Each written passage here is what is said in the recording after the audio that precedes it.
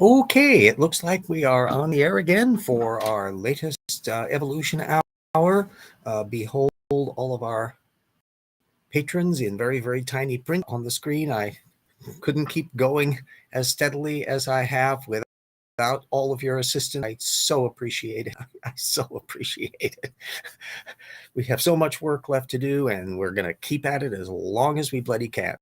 So let's move so you can see the talking head a little bit bigger. There we go. We have some fascinating stuff, I think, on the systematics of ammonites on the part 2 part. And then the part 1 part has to do with Nathaniel Jensen's continuing attempt. Hello, Barbara. The continuing attempt to get all of the genetic data of Africa rammed over to Egypt. Away to Egypt or else. He's got an assertion that the genetic haplotypes of Africa are, quote, concentrated in Egypt and Sudan early in history, unquote. And he cites 2 papers on this, which don't quite match what he's telling us. First, he cites De Filippo 2011 on the Niger-Congo groups, Jeanson saying that, quote, they showed that up to 30% of them contain E lineages, which is one of the haplotypes, the ancestral one, that were given even older than E1 and E2. True enough, but that doesn't help his argument, as we'll see. Then he brought on a 2016 paper from Haber, which relates to Chad for the bit that, quote, the Maasai males of Kenya, neighbor to Ethiopia, had deep E lineages at levels around 25%. If haplotype E originated in Northeast Africa, this is the type of evidence that you'd expect to find. Northeast Africa being Egypt and the Sudan, which is his target area. Let me see if I got the... I'll be putting the links, fortunately, to both of those papers so that you can compare it as on your own. I don't think Jeanson has read the papers very carefully. De Filippo has a map of genetics that shows everywhere but Egypt and Sudan in the mix. It's all places other than that. And yes, the E haplotype is the oldest of the group, but we're talking about 10,000 years there for that. So that's not helping the Big Slosh bit. The Haber paper was no more help because it's talking about several migrations from Asia, which would have come through the Levant, which is that spot that would be getting across through Sinai and all that. That's okay as far as it goes. However, it's the chronology that's so screwy, because they were able to ascertain that one of these influences came in about 6,000 years ago, thus just as the earth was being created, long before Noah, long before any population would have been in a situation to be able to generate all of this stuff. And this is moving into existing African populations, not a population swooping in from Asia all on its own in a void. And then the second one, into Africa was about 3,000 years ago. It's 1000 BCE, which is, again, way too late. But now we're into more historic times, and that's not helping his argument either. So all the time frames are just absolute screwy. And trying to scrunch them into that box. Other people, Van Stern Cardinelli and other critics, have noted the just oddball notion that he's taken and come up with a completely imaginary migration pattern from the northeast down, rather than population shifting around inside of fluxes of haplotypes from outside on a time frame that doesn't fit the young Earth's chronology. So it's a mess.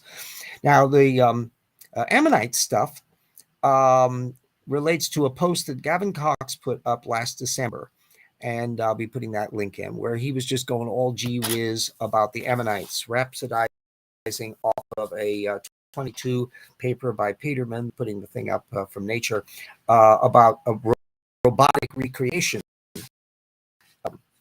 ammonite. The cute little Cox thing is this here, and you'll be able to follow that up at creation.com.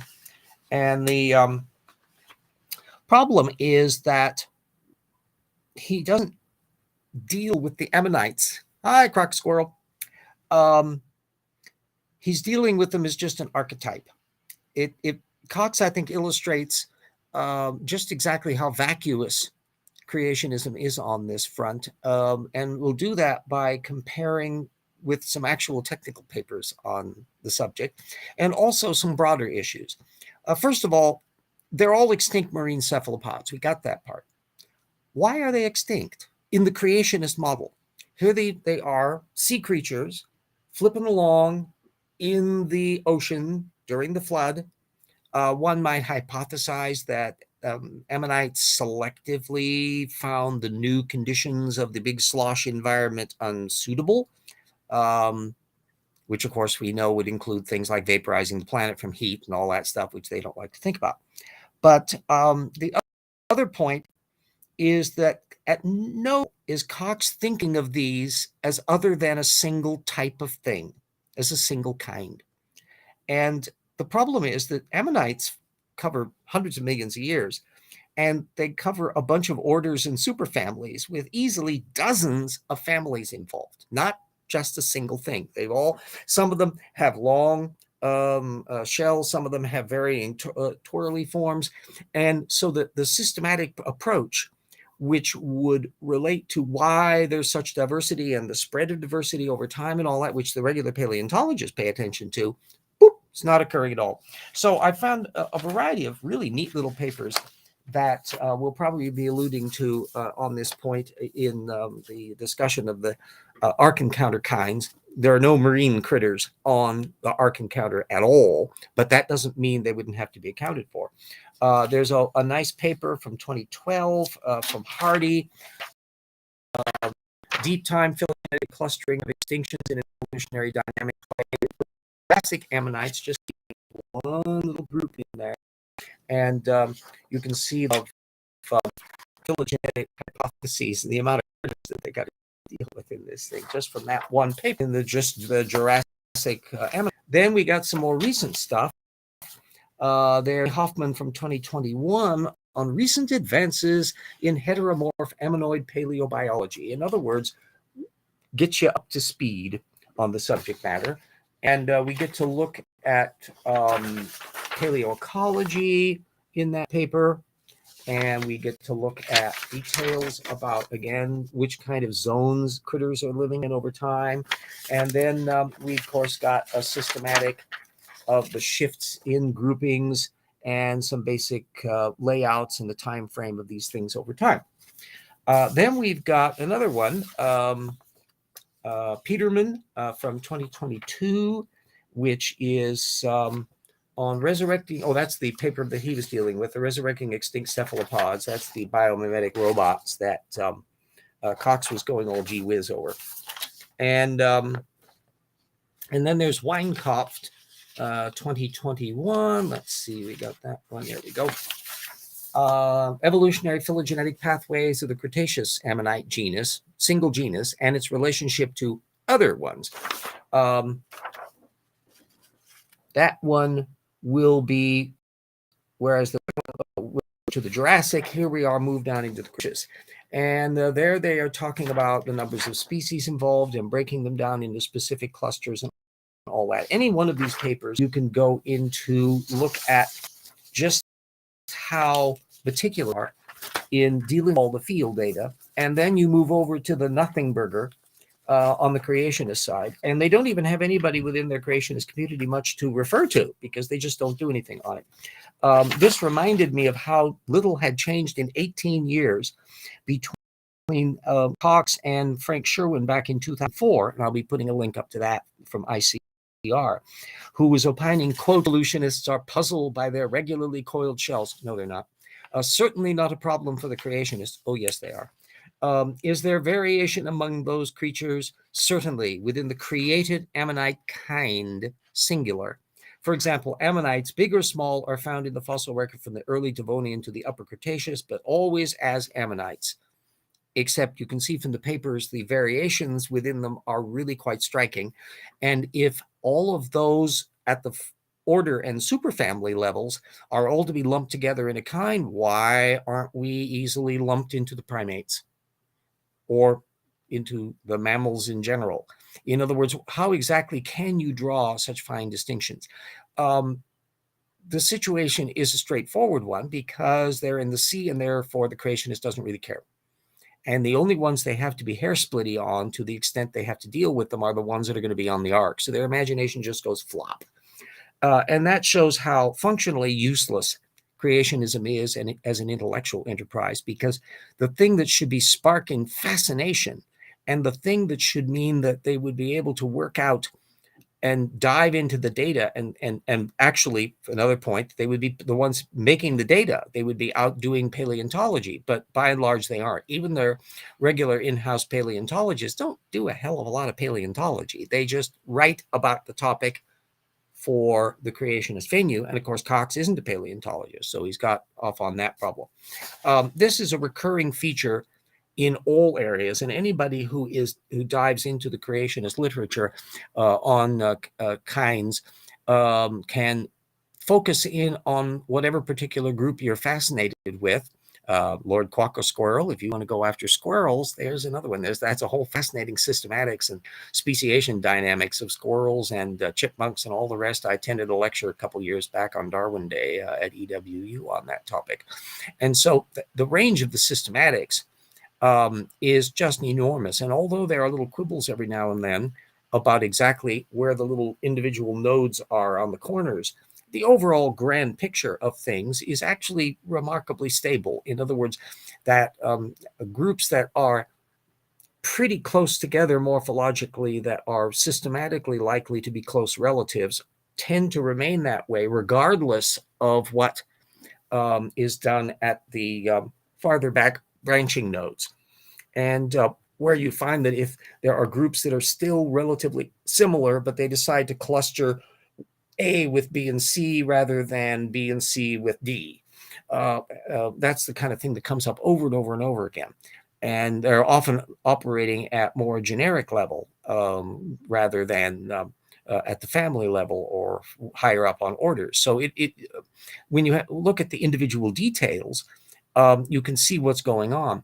But there aren't any individual details in the creationist baraminology. They dump into things minusculely. And as Jackson and I pointed out in Rocks 1, and I took note of in Evolution Slam Dunk in relation to the reptile-mammal transition, they leave out scads of information constantly, either genetic or fossil. So they're, in my view, I am going to lay down in my prediction here that if we come back 5, 10, 15, 20, 25, 30, 40 years long after I'm gone, they're going to be finding the creationists of those times will be blathering on pretty much the way Cox is doing in 2022, and pretty much the way Sherwin was doing back in 2004, or pretty much the way Duane Gish or others were doing. One of the things that was particularly funny about Sherwin is that some of the stuff he relied on, he culled from Richard Milton, who is that oddball, my poster child for scholarly incompetence, in fact, who was basically the old port in the storm. And I would contend that anybody who relies on Richard Milton as a source base is instantaneously suspect, because Milton is in his own way, he's just as wacky as Kent Hovind. Milton is a non-religious young earther. Doesn't like all those big and Z airs. And who does he rely on for his ammunition? Basically creationist spin. But yet he doesn't tell you about that. The sections that I had on Milton in the old tip chapters, particularly chapter 3 on the young earth creationism, goes into that. And you can download that from my website and all that, and read at one's leisure. But the upshot is that Milton never quite gets around to coming up with a workable model of things, and was making just rudimentary mathematical mistakes. And yet Sherwin was relying on, because he said kind of things what he wants to be true. You find the same thing occurring in some other little systematic matters where people rely on Michael Denton, who has sections on birds and bats and things in his various books. And so people who want to have that authority will just go off on that. But the moment you try to investigate what the sources are behind all of that, you find out so much of it's exceedingly dated That was true, especially of Denton's 1985 book, and for that matter, Milton's 1997 stuff. And it hasn't gotten any better since. Milton has sort of dropped off the map. I think he does website posts and that every once in a while, but I don't think he's done any other major books. And he's sort of peripheral enough that anybody citing him is kind of doing a dead giveaway that they're obviously riffing off of his old book. I don't think it's available particularly online anywhere. And so they would have to have a physical copy of it that clearly impressed them in a way that they shouldn't have. So that's one of the little litmus test items on that. Oh, hi, Slade. Yeah, I had a little time going over an apprising the North Idaho Secular Society that was having a meeting. We haven't had too much in the way with our Inland Northwest Secular Society over here, and there's a certain amount of crossover members going on. And so I paid a visit to them to kind of apprise them of what I was doing with Slam Dunk and Evolution. The rocks were there and all that, and the recent encounters I had and the lectures that I've been doing and all that, which I've covered in the videos, but a lot of them weren't watching the material on the YouTubes. And they've also been embroiled in trying to defend the local libraries from extreme culture camp conservatives who are trying to literally unfund them in some cases. And so it's quite a nasty imbroglio. There's been a certain amount of coverage on it in the national media, and FFRF has looked into the matter in that as well. One of the figures, a bearded guy who was assailing some of these extremists and calling them Christian nationalists, and they just had umbrage about this. That got figured in on some of the national news media. He's in that group, and so Josiah, and so I was able to hear his side of things and his coverage of the material right from the horse's mouth, as it were. And so this is a troubling time. We're not finding that sort of situation over here in Washington State, but just across the border into Idaho, you've got a whole slew of just extreme conservatives who are this one group in Idaho, a mandatory requirement for membership in their particular North Kennewick, not Kennewick, but I forgot, it's a K name for the particular county, Kootenai County. At North Kootenai Republican Party, they require membership in the John Birch Society. Which reminds us that this wacky group that had been thought kind of extinct 20 or 30 years ago has retooled itself in the internet era and has acolytes in all sorts of little weird niches, including these activists over there in Idaho. So bad ideas don't necessarily disappear. They often just go down and estivate like 17-year locusts. And it's a constant battle. It's anybody's guess as to whether or not there's quite a few of these extremists are running to get control of the commissions and boards that run the libraries and the school systems. And this has been a procedure that has taken place in a lot of different states. And that is another reason why people need to be really closely paying attention to who's running for these little lesser offices. If you're going into elections just paying attention to who's running for governor or people at the top and not noticing who's running for judges and who's running for school boards and county commissioners and all that stuff, these extremists are really dedicated to inveigle themselves in there. And once they're in there, they're going to be like the Taliban and just doing all sorts of disturbing things.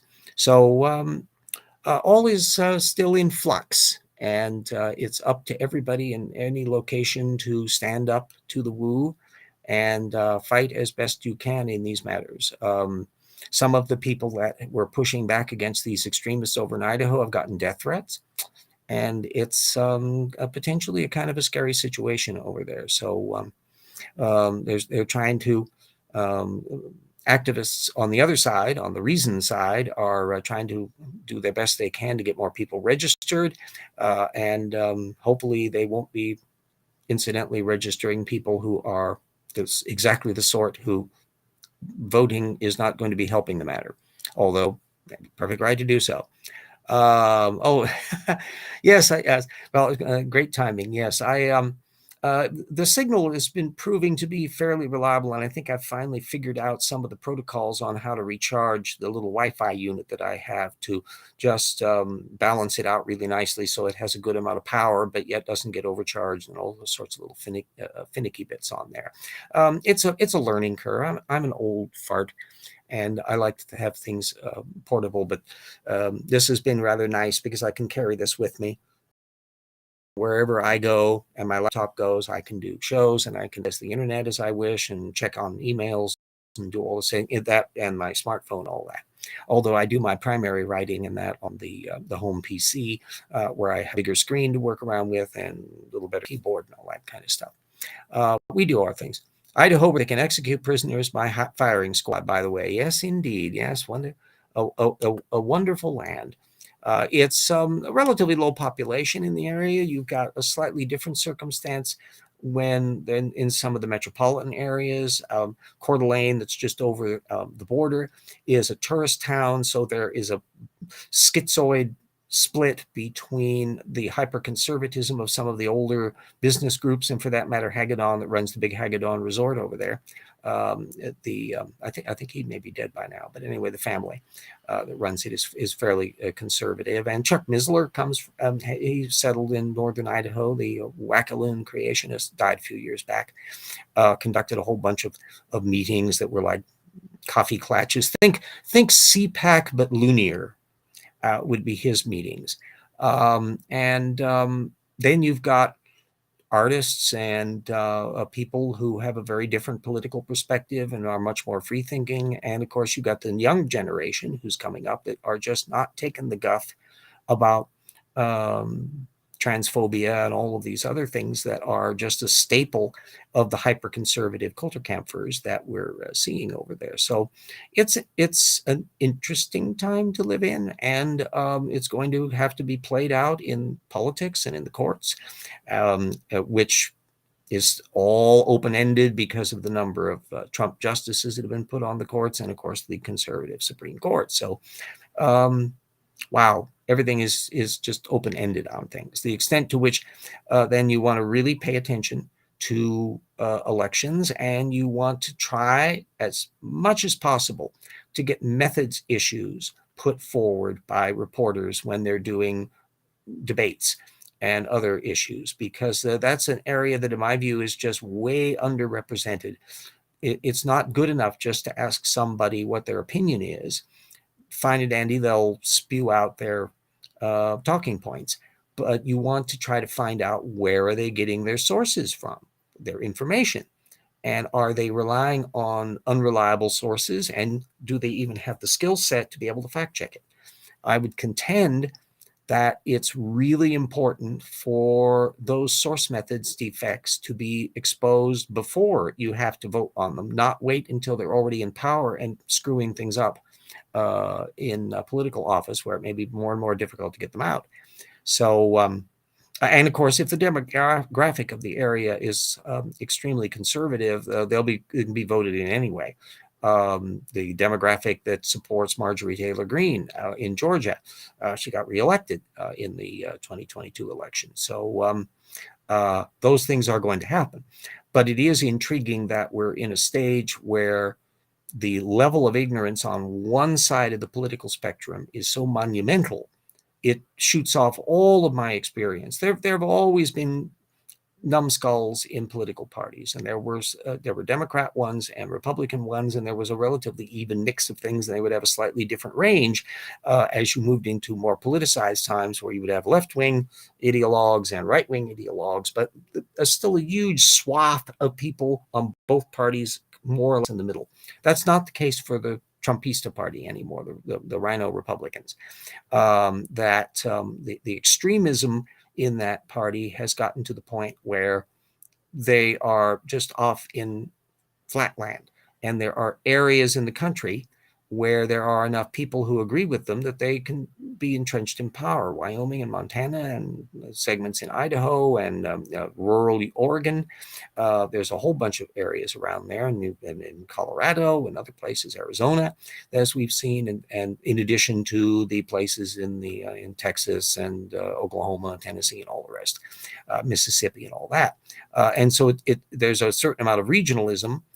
If you have large metropolitan areas, as they tend to be, they are magnets for a much broader range of people, and also ones, that with one eye on whether this is bad for business, etc., or not, that they will try to ameliorate things that would be established by the extremists, independent of whether or not it was going to hurt the economic livelihood of the state, and they wouldn't care if it did.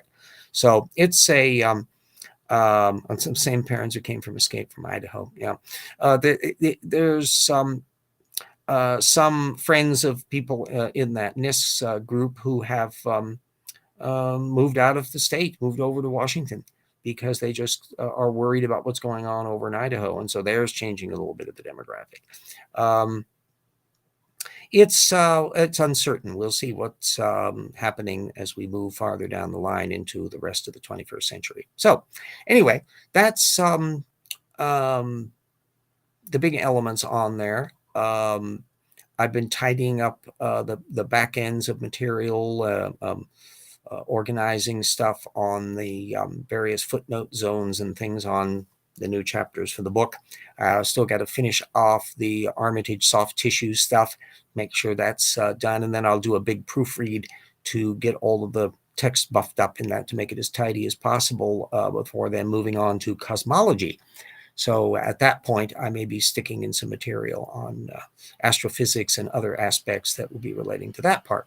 So anyway, that gives everybody up to speed. I think there's probably no reason to just blather on for the sake of it. Anybody got any questions or comments before I pull the plug on this episode?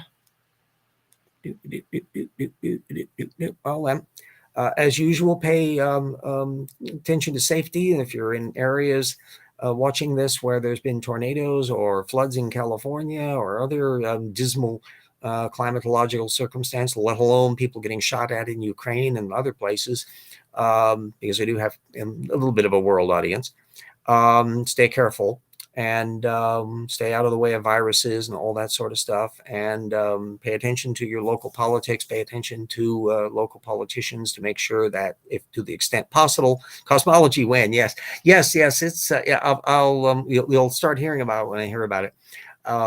That's an area, since I'm not an astrophysicist, I have to be especially careful to dive into all the little ins and outs of the skull. Oh, hi, Command Cyborg. You're just about in time for me to say goodbye. We got a good half hour in, and I'll just reprise for Cyborg. There's a bunch of nice stuff on genetic papers that Nathaniel Jensen cited, which, by the way, means that he's really batting way more misrepresented papers so far than he was doing in the previous book. He got about 60% of the technical literature misrepresented in his previous work, but of the 9 papers so far that he cited, which is pretty sparse at the moment, 7 of them are misrepresented. So, this is kind of interesting. I'll be intrigued to see whether this pattern holds up as he moves farther and farther, because it looks like most of the technical literature that he is citing is stuff he didn't cite in the previous book. So he's making fresh mistakes. And because his brain apparently has congealed even more since 2017, it's getting worse. So anyway, everybody stay safe, accept no wooden penguins, and we will see you all next week.